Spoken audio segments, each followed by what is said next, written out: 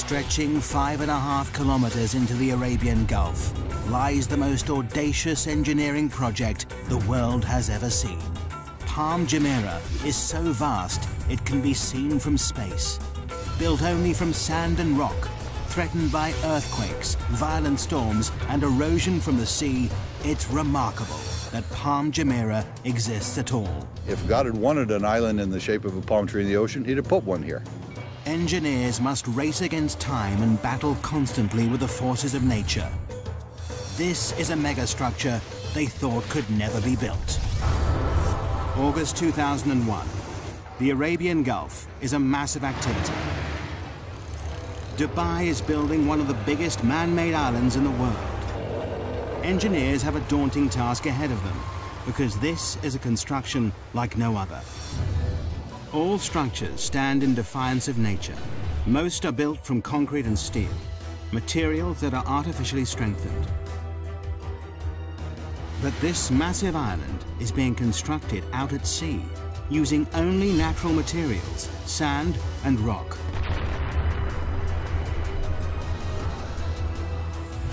And both start eroding the moment they hit the water.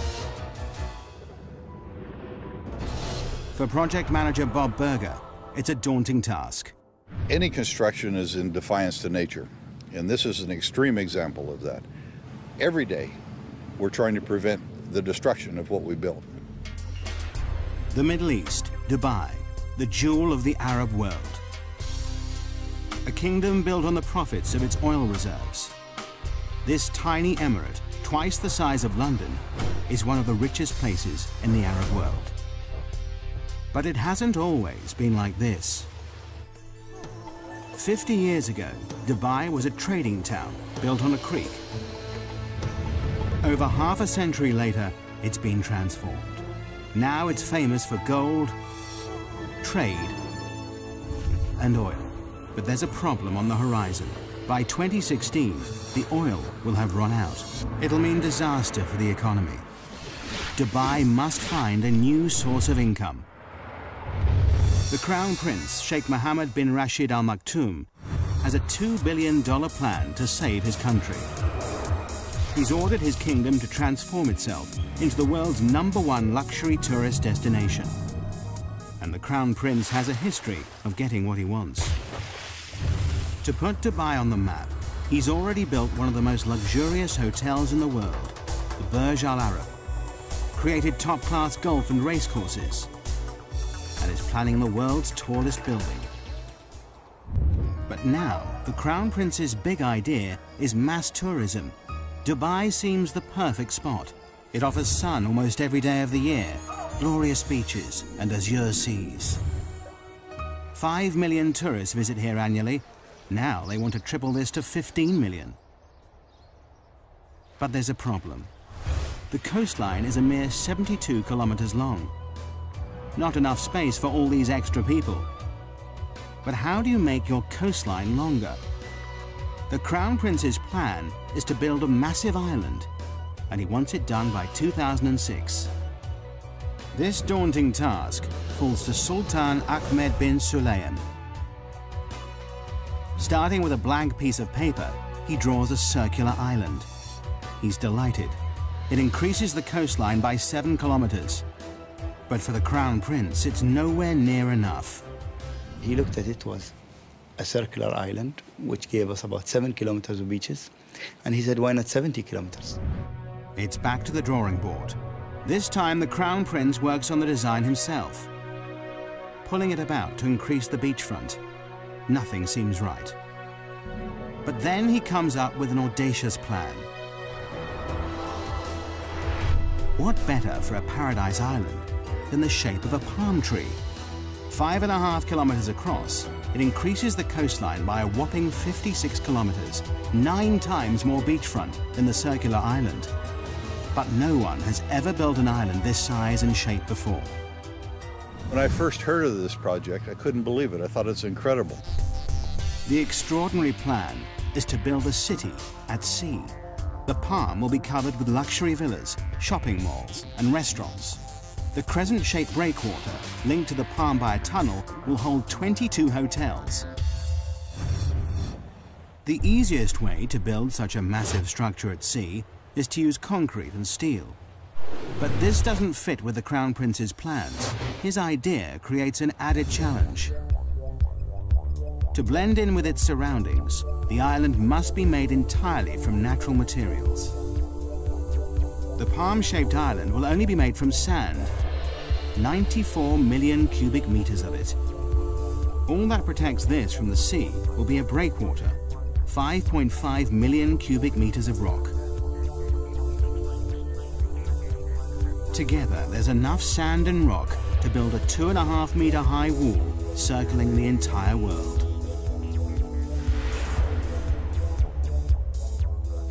This may be the only place in the world where something like this could be done, to have the vision and then the courage to carry it through. To make this audacious plan a reality, Dubai needs the best engineers on the planet. A worldwide search leads to Northern Europe and Holland. Experts in land reclamation, the Dutch have increased Holland's landmass by 35%. The Dutch team are immediately booked for the job. The first thing they must prove is that it's possible to build an island out in the Arabian Gulf and that it'll stay there. They know the only way to keep the island in position is to surround it by a breakwater. But just how big does this sea defense need to be? To find out, researchers must calculate the strength of Dubai's storms, the height of the waves and tidal surges, and what effect global warming will have in raising the sea level.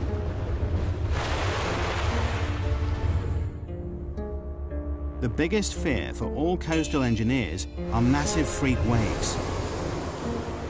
These waves build up over long distances, pushed by persistent winds and large currents. They destroy nearly everything in their path. But the island builders are lucky. The research team has worked out that the Arabian Gulf is the perfect place to build this megastructure. On average, the Gulf is only 30 meters deep, and it's only 160 kilometers wide.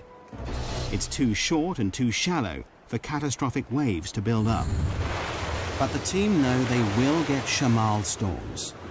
Every winter, these intense northerly storms bring high winds and 2-meter waves that will batter the structure. Researchers must also factor in the worst-case scenario, the storm that hits once in 100 years.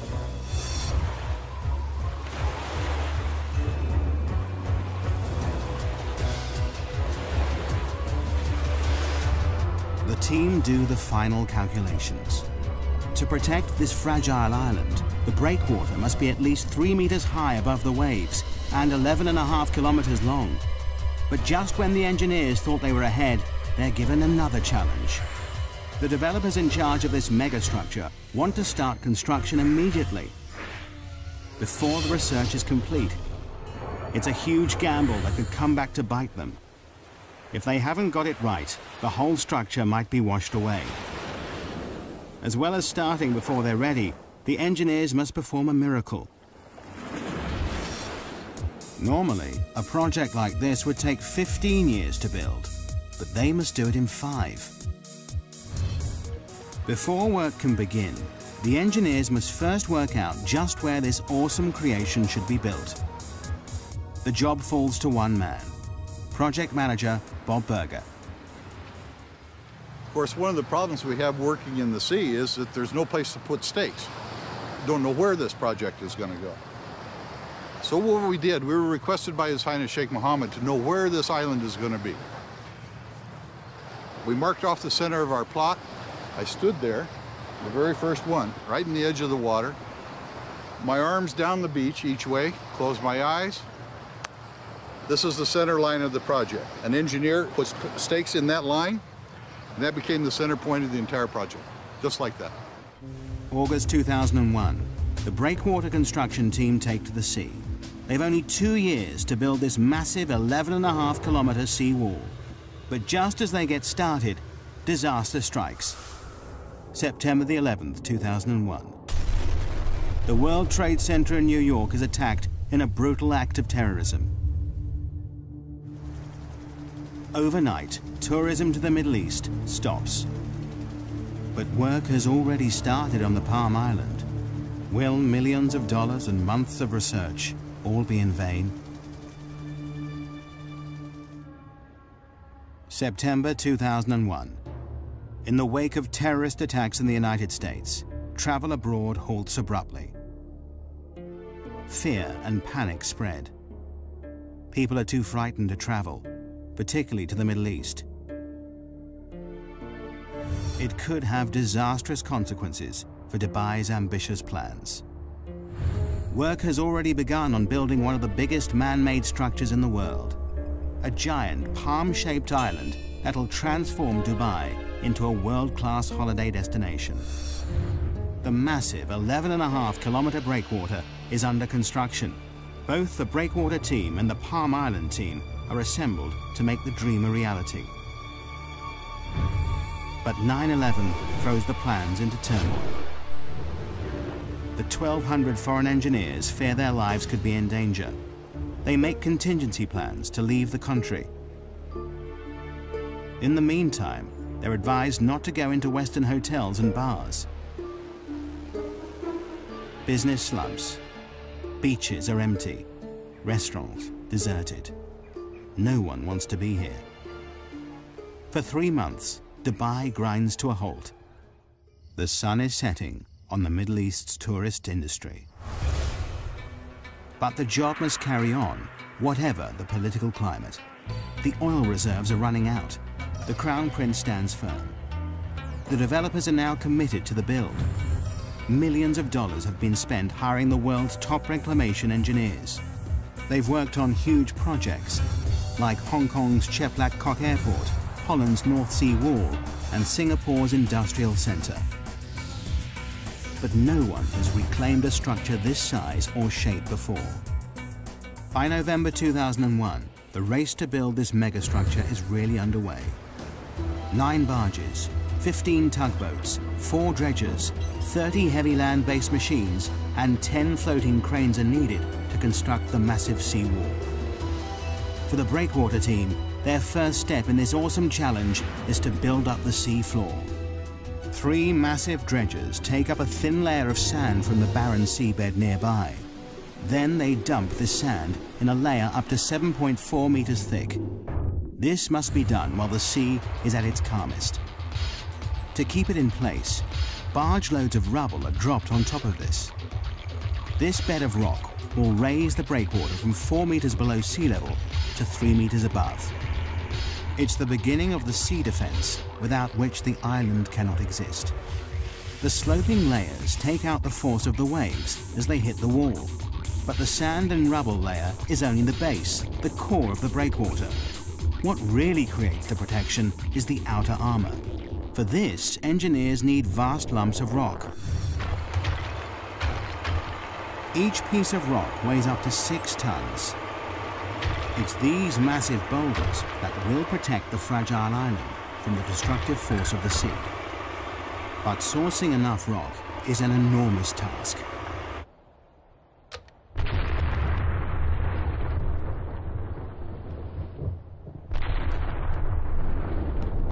Excavation teams spring into action in 16 quarries across the United Arab Emirates. The 11.5-kilometer breakwater needs a lot of rock. 5.5 million cubic meters of the stuff, enough to build 2 Egyptian pyramids.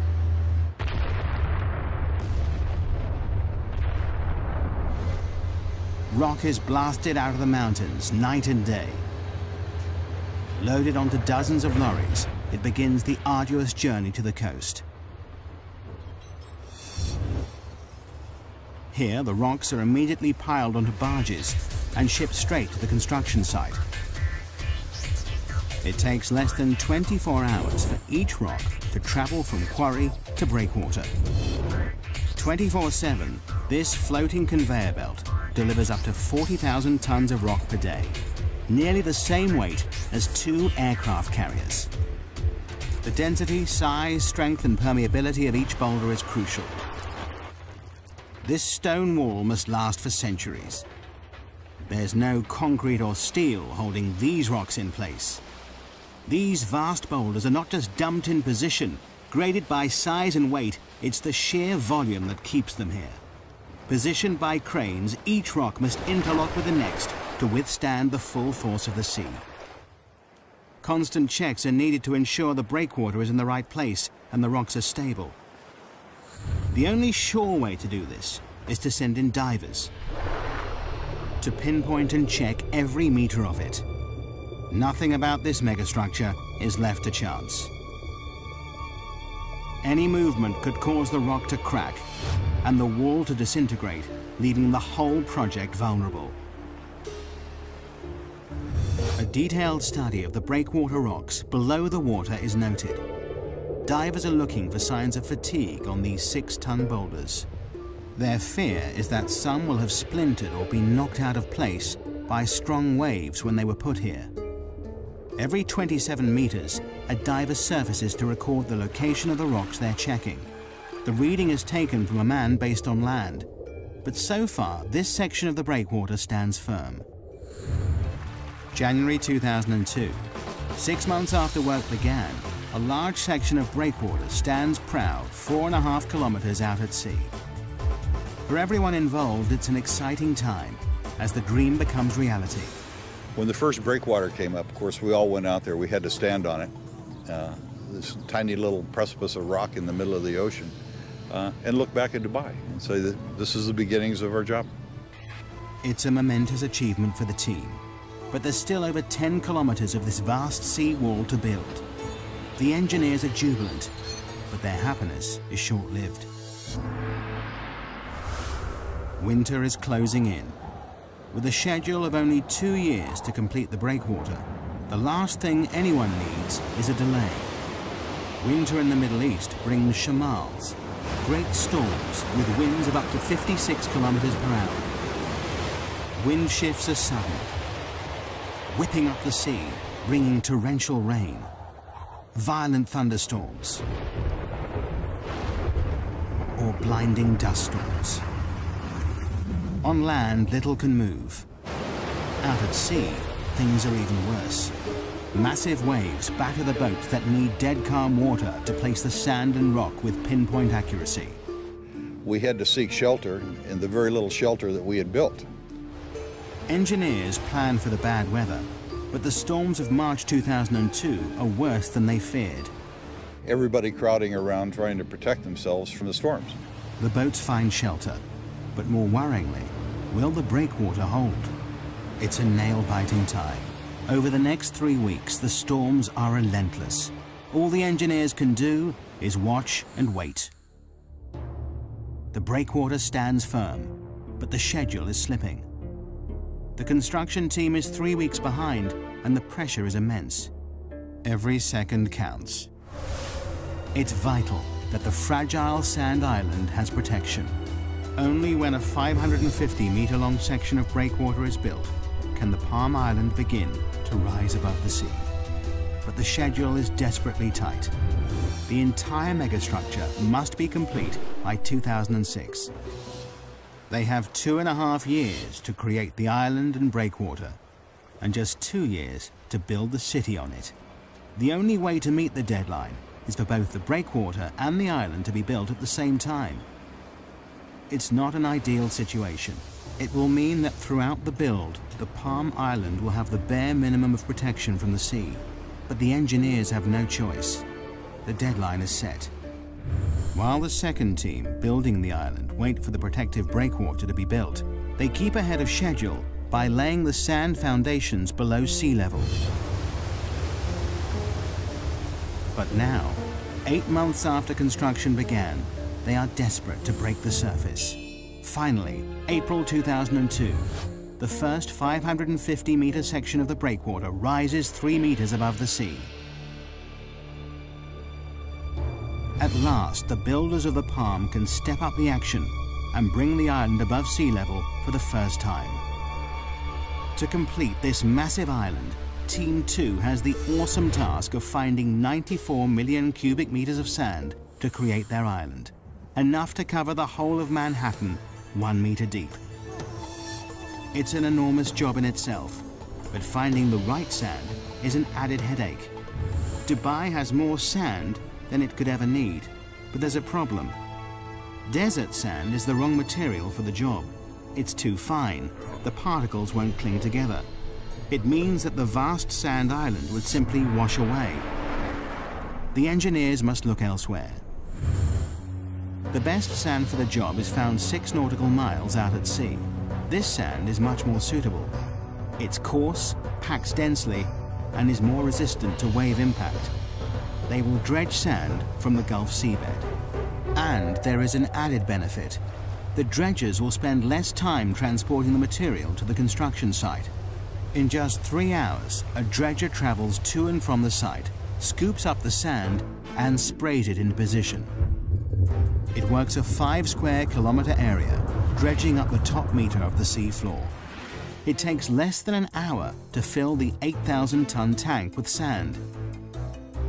The sand is then pumped through a pipe and sprayed into place at 10 meters per second, enough to fill an Olympic swimming pool in 4 minutes. The process is called rainbowing. The island construction team work round the clock to keep to the tight schedule. Night and day, the island grows bit by bit. The rainbowed sand builds into a sandbar, rising up to 4 meters out of the water. But for the engineers, there are mixed feelings. Is the shape of the island progressing as planned? There's great excitement, and there was great anticipation and a little bit of fear. Is it in the right place? With doubt cast over the construction, Dubai has a trick up its sleeve. 676 kilometers up in space. Dubai has access to the only privately owned satellite in the world. It's so powerful, it rivals those of the Russian and US military. The satellite, IKONOS, orbits the Earth, taking pictures that prove the island is totally on track, so far. It also means the Crown Prince can keep a close eye on his pet project. August 2002, a year in, and the island team is ahead of schedule. 8 kilometers of the breakwater stands firm. 8 palm fronds break through the azure seas. But it's a grueling and difficult process. Rainbowing is a common operation in land reclamation. But this is no ordinary reclamation project. There is no mold for the palm shape and no fixed points to get bearings from. The unique shape makes it a nightmare to build because the whole design relies on accuracy. This enormous structure has 56 kilometers of waterfront and almost all of it is curved. To make things more difficult, it's impossible to tell from the ground if the sand is falling in the right place. The only way to complete this task is to use state-of-the-art technology.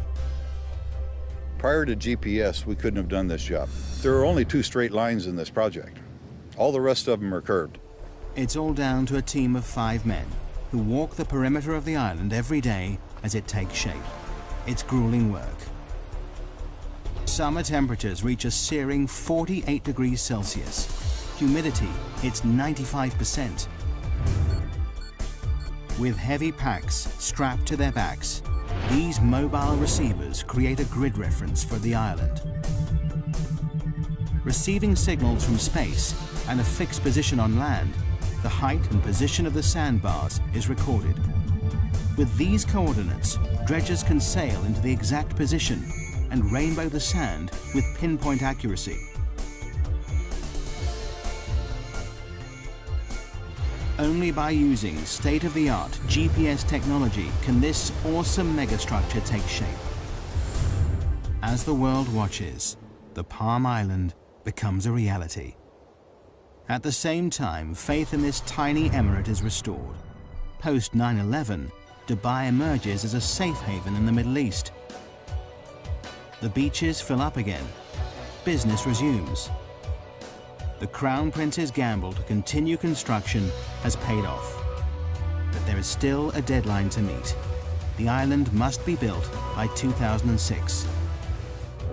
Coordination between the 2 teams, one building the breakwater and the other reclaiming the sand island, is crucial. If they don't work in perfect synchronicity, the whole project could be thrown into jeopardy. If the breakwater progressed too quickly, it would cut off access for the reclamation contractor. If the reclamation went too quickly, then it would be at risk for the storms. We couldn't let one get ahead of the other in any way. It's a delicate balance. But a year into the project, and incredibly, work is on schedule. Against all odds, the Palm Island rises above the waves, protected by the ever-increasing sea wall. It's a symbol of engineering achievement. But the engineers' biggest challenge is still to come: how to make the island safe to build on. The majestic Palm Island is only made from sand. But sand is unstable and highly susceptible to the movement of water around it. It also takes time to settle before it's strong enough to build on. But this awesome structure will support a city of 120,000 people, and their safety relies on firm foundations. This massive sand island must be made rock solid. But how? October 2002.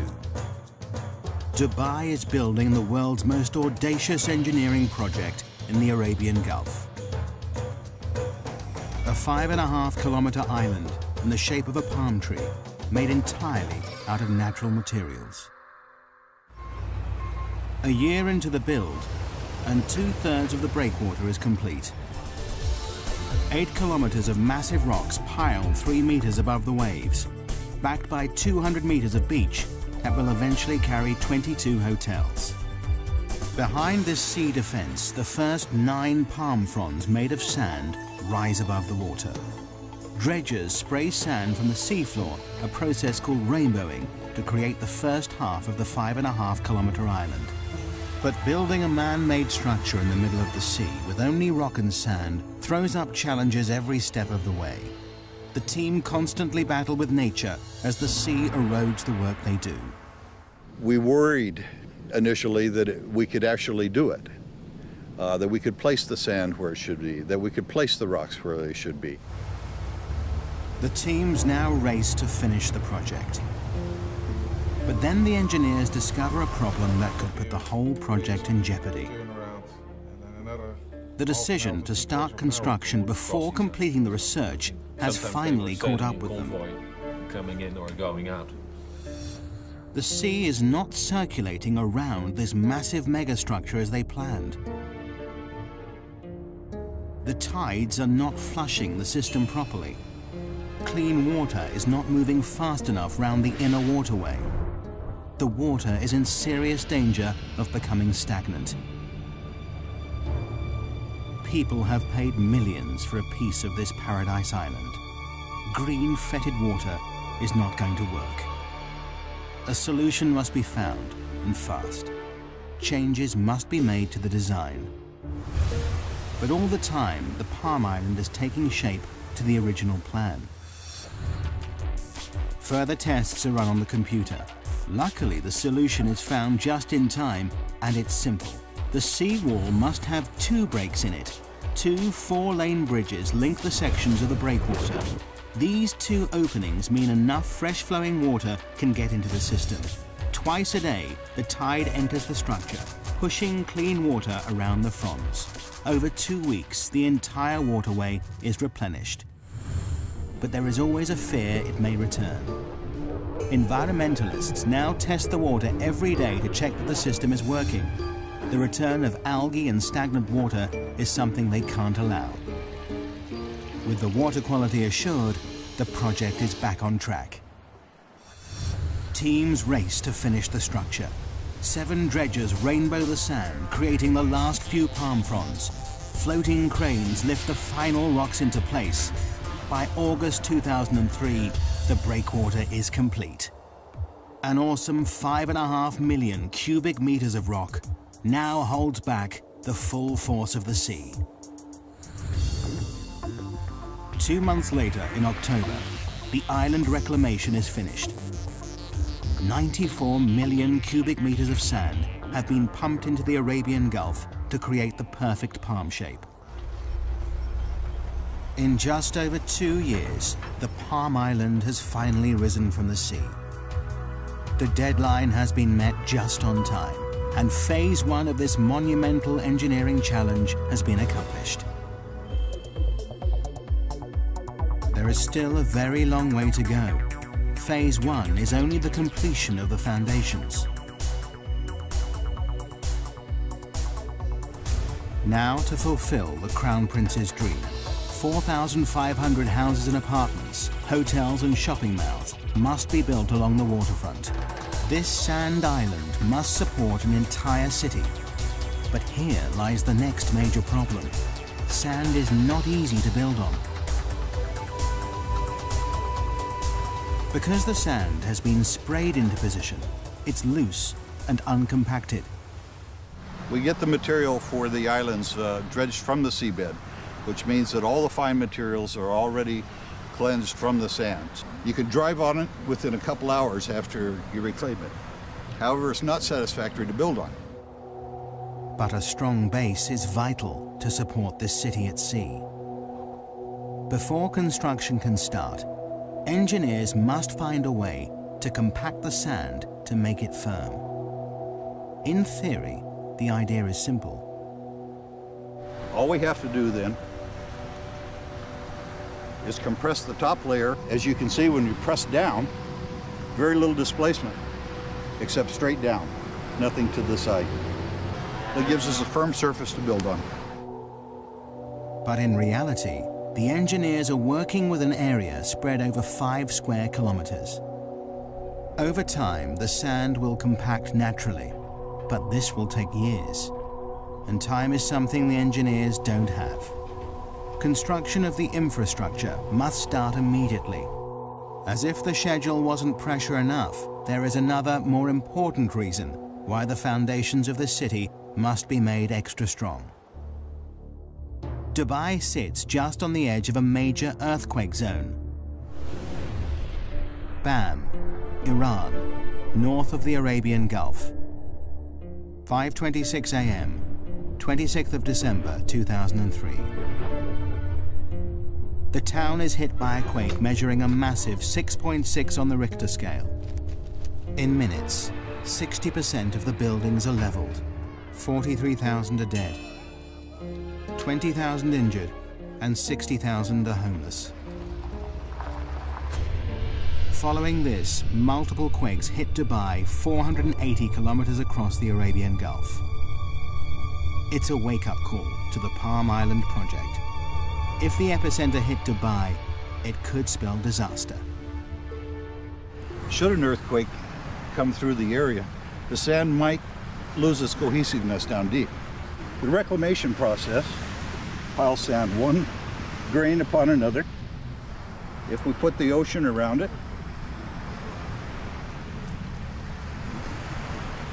you see the island. However, the lateral forces of an earthquake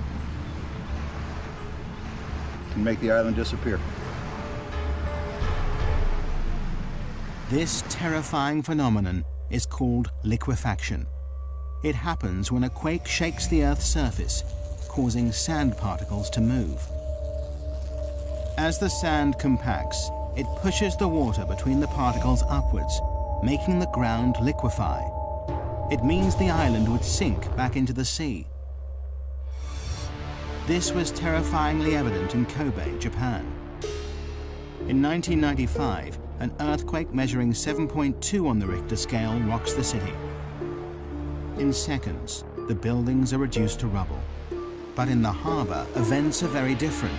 The force of the quake liquefies the reclaimed land the port is built on. Harbor buildings and walls literally sink into the sea, causing nearly $7 billion of damage. It's something they can't risk in Dubai.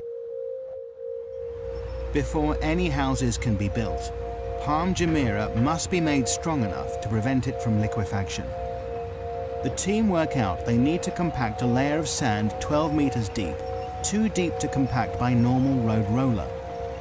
The only solution is a process called vibrocompaction. January 2004.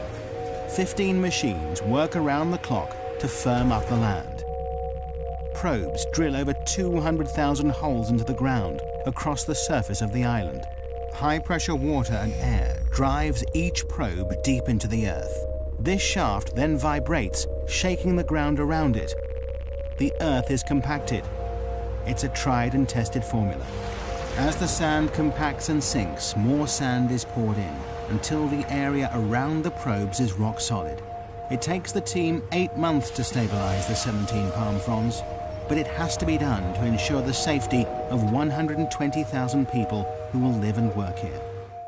March 2004, 2.5 years into the project, and Palm Jumeirah is ready to become a building site. Now thousands of trucks and cranes, tons of supplies, and 2,000 laborers descend on the island. This is the most complicated part of the project, the installation of the infrastructure, gas pipes, electricity cables, water supply, and buildings. In 2 years, they must build an entire city at sea. But have the developers set themselves a near impossible target?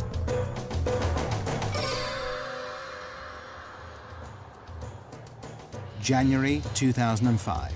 One of the world's biggest man-made structures has reached a critical stage. After 2 years, the island foundations rise out of the sea. Now engineers turn their attention from sand and rock to concrete, glass and steel. They're building an entire city out at sea in just 2 years. Nothing like this has ever been attempted before. For project manager Scott Hutchinson, building the apartments is a massive logistical nightmare. I've probably worked on 3 or 4 other billion-dollar projects before, but this is without a doubt the biggest and the most complex that I've ever seen. And I can't imagine other projects being any more complex than this. 850 buses ferry the 40,000-strong Asian workforce on and off the island in 2 12-hour shifts. They'll work in grueling temperatures of up to 48 degrees Celsius. As well as thousands of people, millions of tons of concrete and steel are shipped in from around the world and driven onto the Palm. 51 different contractors build houses, roads, canals, shopping centres, sewage plants, and each part of the jigsaw must meet the next perfectly. To stay on schedule, all the materials must arrive on site exactly on time, and they will go to any lengths if they don't. If material isn't showing up from overseas, you put somebody on the plane and fly the guy out there to get it done. You don't wait, you don't sort of react, you just get out there and try and be proactive, because otherwise a job this size never gets done. Supply is not the only problem. Installation of the utilities and pipelines is a massive headache.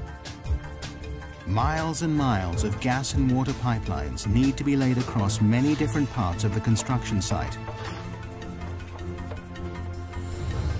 Munir Haidar, head of the technical team, knows that on a job this size, a good plan is vital. It's not that there is no plan, there is a plan, but you have to monitor and adjust this plan on a daily basis because it changes every day. Since the island's launch in 2001, it's changed beyond recognition. Originally, Palm Jumeirah was designed to house and service 60,000 people. But by 2004, developers realized the public loved the idea so much, they doubled the capacity. Everybody's changing their requirements, and you have to learn to react very quickly to that. And in Dubai, things move quickly. The pressure is on. Incredibly, when the Palm was first released to the public, all the houses sold in 3 days. The most expensive go for $1.2 million. David Beckham and the England football team are amongst the owners. Now, 3 years on, the residents want to move in. There are over 1,800 villas to build on the palm fronds, enough to stretch the Champs-Élysées in Paris 14 times. The delivery date looms nearer, and many of the houses are still at ground level. The schedule is slipping, but the Crown Prince has promised the world a luxury location by 2006. The deadline must be met. To add to the pressure, the design of the palm trunk gets more elaborate every year. This 1.6-kilometer stretch will carry at least 8,000 villa and apartment complexes, 220 shopping malls and restaurants, and the developers are still threatening more. A new plan is the 36-story Palm Tower, more space for shops, restaurants, and 450 deluxe apartments. But all this extra development comes at a price. The deadline for the trunk has slipped to 2008. Well, I guess one of the best parts about it is that when you get frustrated of all the challenges and the paperwork and the meetings and everything that goes with building a project like this, you come outside, you see the sunset, you see the sea, and you really realize not only is it an amazing project, but it's an amazing setting. But this awesome setting creates hidden problems for the engineers. With Phase 1 complete, the island reclaimed, the Palm now faces its biggest enemy, the environment. Nature will permanently try to destroy anything built in its way. The bigger the megastructure, the bigger the problem. From the start of construction, there has been one issue engineers know they will face: the problem of erosion. All beaches are constantly affected by waves, but with a man-made island, the problem is exaggerated. These beaches are not naturally replenished with sand by the sea. If nature won't do it, someone has to. Otherwise, the whole island will be washed away. Only now the island is complete can they see the full extent of the problem. Engineers have studied every meter of the Palm's 56-kilometer coastline, analyzing the effect the waves have on its shape. The results show the sand is gradually being washed away in some places and built up further along the structure. Left unchecked, the beaches will no longer be straight, and Paradise Island will fail. But the engineers are confident that through constant maintenance, they can keep the intricate palm shape. Just when the developers think they've cracked the problem, an even bigger dilemma rears its head. Beach erosion is also affecting the Dubai coastline on a much bigger scale. Dubai is famous for its beautiful beaches. Could the success of the megastructure cause the mainland's downfall? Normally, the currents evenly push the sand along the coastline, keeping the beach straight. By building a massive structure so close to the shoreline, wave movement in the area has altered. The current is changing the shape of the coastline. In some places, sand is deposited, extending the beaches out to sea. In others, the beach is eroded away. And initial research shows some worrying facts. In some places, the shoreline could be eroded by 5 to 10 meters per year. Eventually, it could destroy mainland resorts, property, and roads. In time, the coastline will settle down. Nature and the structure will learn to live with each other. But this may take years. In the meantime, the developers have bought a dredger. This will suck up the sand where it is built up along the coast and deposit it in the areas suffering from erosion, returning the coastline to its original shape. Dubai's beaches are safe, for now. The engineers are constantly working out how to tame nature's forces. The erosion problem is under control. But the threat to the project doesn't just come from the surface of the sea. They now face a new dilemma beneath the waves. How has this awesome megastructure impacted on the ecology of the area?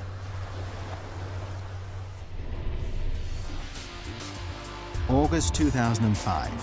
4 years after the Palm project started, this audacious island stamps its mark on Dubai's coastline.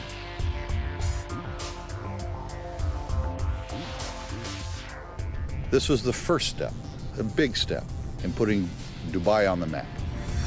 But by pushing into unknown territory, building structures never built before, engineers face new problems all the time. Since the Palm Island's conception, environmentalists have been convinced the building of this megastructure would destroy local marine life, ruining one of its greatest selling points, the azure seas it sits in. For the developers, it's a problem they're constantly watching. Every 6 weeks, divers check the waters. Fish and corals are monitored and measured. But fears that construction may have destroyed this underwater world appear unfounded so far. In fact, this megastructure seems to be having the opposite effect. Not only is the marine life unaffected by dredgers removing a meter-thick layer of sand, But the breakwater has created shelter for fish and is attracting new species into the area. Now the Palm developers are turning this to their advantage. They plan to build the largest artificial reef in the world. In June 2004, 2 jet fighter planes were dropped to the seafloor for people to dive on. There are even plans to sink a red London double-decker bus. In true Dubai style, they'll create something from nothing to rival the reefs of Australia, the Red Sea, and the Maldives. Even before the Palm is finished, the Crown Prince is inspired by its success. Now he wants 2 more islands, each bigger than the last. Palm Jebel Ali is 1 year into construction. It's twice the size of the first, nearly 8 kilometers in diameter.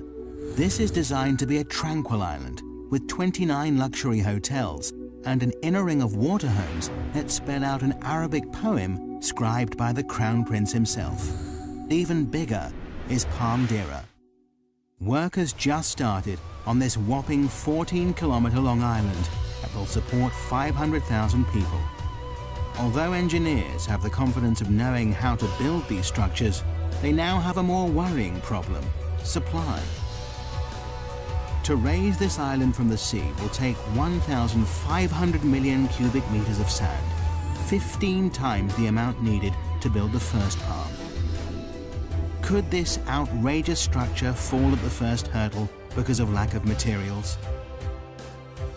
Dredgers are driven further out to sea in search of enough suitable sand. But the engineers are confident that their goals are achievable. But just when they thought resources were stretched to the limit, the Crown Prince has the most outrageous idea of them all.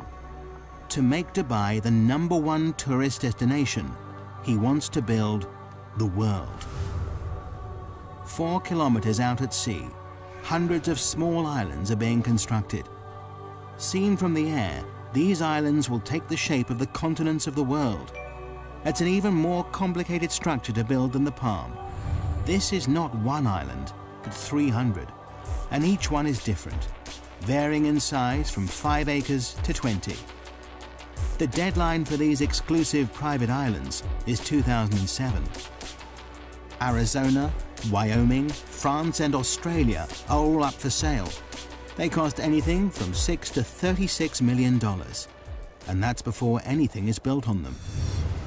But creating the world takes land reclamation to the limit. This archipelago of sandbars covers an area almost 7 kilometers by 9. Each island has to be built in exactly the right position to create the global look from space. Any mistake, and the whole design will be ruined. The Palm Island put Dubai on the map. Now the world puts the map on Dubai. But have the developers gone too far? Will the demand for property keep up with the escalating build? Will the bubble burst?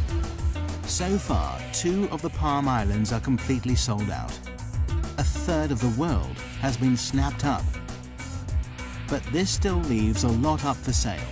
But the developers are confident they see no end to the demand. Megastructures are the latest craze. To top all plans, in January 2005, they launched the Dubai waterfront. This claw-shaped landmass won't just stretch far out to sea. It will also create 75 kilometers of waterfront, stretching into the desert. Together, all these megastructures will extend the coastline of Dubai from 72 kilometers to a whopping 1,500, a 2,118% increase. Meanwhile, the first Palm's construction team continues to meet the deadline of 2008. But the island stands here in defiance of nature, proof that engineers can and will continually push the boundaries of engineering technology. The Palm Island is truly an awesome megastructure.